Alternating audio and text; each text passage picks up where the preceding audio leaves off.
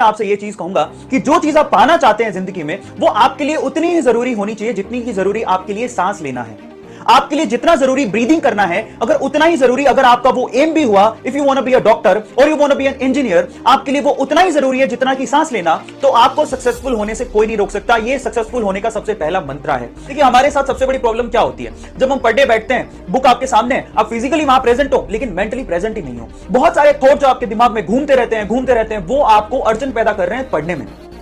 तो उसके लिए क्या कीजिए, एक सिंपल रास्ता मैं आप लोगों को बताता हूं, एक सिंपल प्रैक्टिस है। अगर आप वो 7 दिन तक जारी रखते हैं तो आपको अपनी स्टडी में भी फायदा मिलेगा।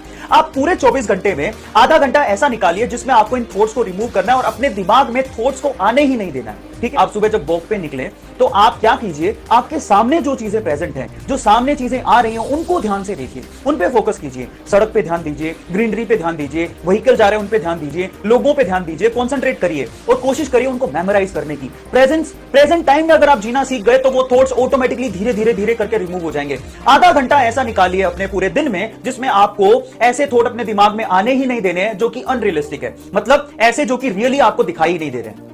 ये बहुत ज्यादा इंपॉर्टेंट स्टेप है जो आपको अपनी मेमोरी को शार्प करने के लिए जरूरी है। अब इसका फायदा क्या होगा, अगर आप प्रेजेंट टाइम में प्रेजेंट चीज को देखते हुए वहां पे कंसंट्रेट कर पा रहे हैं, तो जब आप स्टडी टेबल पे बैठेंगे, आपके सामने आपकी बुक होगी, तो आप अपने टॉपिक पे भी कंप्लीटली फोकस कर पाएंगे। मैंने बहुत ऐसे स्टूडेंट देखे हैं जिनको जब हम डेफिनेशन लिखा रहे होते तो वो डेफिनेशन को रट्टा मारने लगते हैं बजाय समझने के।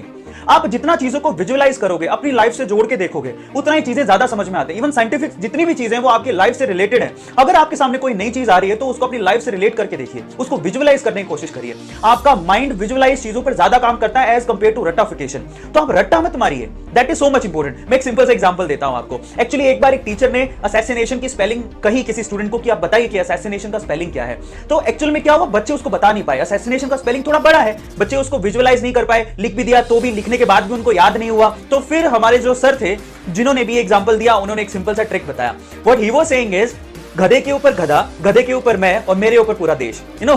तो उन्होंने जब एग्जांपल बताया, एवरीबॉडी वाज शॉक्ड कि इससे कैसे याद होगा। तो एक्चुअल में गधे के ऊपर गधा का मतलब क्या है, that is S plus S then I and then nation. गधे के ऊपर गधा, एस प्लस आई, गधे के ऊपर गधा, गधे के ऊपर मैं, S plus I plus nation, that is assassination. अब ऐसे करके जब टीचर ने विजुअलाइज कराया तो उनको सभी बच्चों को क्विकली याद हो गई असैसिनेशन की। ठीक है, इसको माइंड मत कीजिएगा, बट समझिए कि विजुअलाइज करने के से हमें चीजें कितनी क्विकली याद होती हैं। अब आप खुद से प्रैक्टिस करके देखिए। जैसे मैंने आपसे कहा कि असैसिनेशन का स्पेलिंग क्या होगा, तो आपको एक बार थॉट प्रोसेस घुमाना पड़ा और आप उसमें गलतियां करोगे, ए और ई में गलतियां होती हैं। लेकिन मैंने जैसे आपको ट्रिक बताया, S plus I plus nation is called assassination, अब आप कभी जिंदगी में नहीं भूल पाएंगे असैसिनेशन की स्पेलिंग क्या है। बस यही ट्रिक है। यहीं से आपका माइंड जो है ना वो बहुत तेजी से घूमता है, बहुत तेजी से आपको चीजों को रिमाइंड कराता है और याद कराता है। अगर आप ये छोटी छोटी ट्रिक सीख गए, विजुअलाइज करना सीख गए, तो आपकी मेमोरी को शार्प होने में वक्त नहीं लगेगा। विजुअलाइज